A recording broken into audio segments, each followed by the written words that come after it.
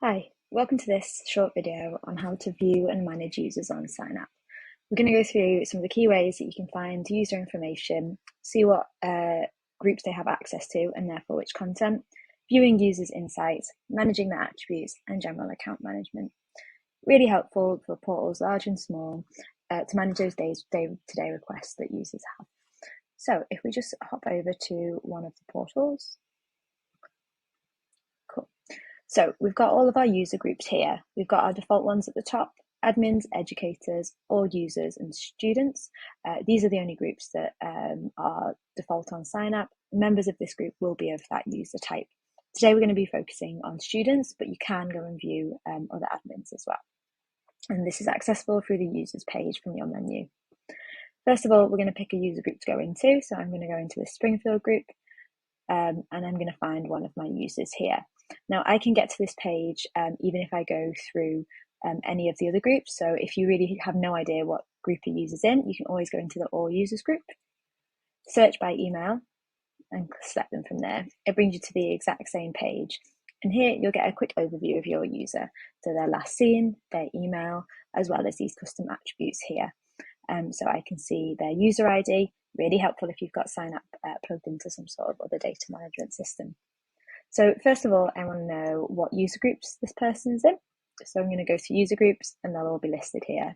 I can add them to another user group from here, but for the moment, I'm just managing and having a look at what's happening. So I can see what they're in. I can see they're in a group that's got probably for an exam here. I can also remove them from the group right from this page. Really helpful if you just want to do something quickly. I can also see what assignments they have. So these are the ones that Bart has in this example. And then I can also view his progress on each of these assignments. So I just go into view and I can view these here. So really helpful for just sort of day-to-day management of stuff. We go back and forward again. Cool, so I'm going to find that user again. Go into here, same for collections, so I can see all the collections that he has access to. Really helpful again if you're just doing some management. Now I'm going to go into their administration, and here if I want to I can modify their attributes. You can change their email address, you can change anything that you want from here as an admin. Some of your attributes might be set up in a way that the user can manage them themselves, but some you might have hidden away and are just used for the user there. You can also reset the password here. When you click this, you'll get a secure password sent to you that you can then share with your user. Always advise your users to reset their passwords if you have sent it over to them as plain text. As well, I can message students, so I can decide if I want to have replies on it. Do I want to be CC'd in it, or do I just want to say, don't forget your homework, and send that off. And you can then view all the emails that are sent from the platform to the user from their email history. Finally, let's go to the insights page. So this is basically a copy of what the student themselves gets if you have that page enabled for them. So you want their overview here, and you can see change the time frame for this. So we can go past 3 months if we want to. We can see their average scores dipped, and we can just get like a nice overview from here. This will also bring you to the users attempts table as they see it.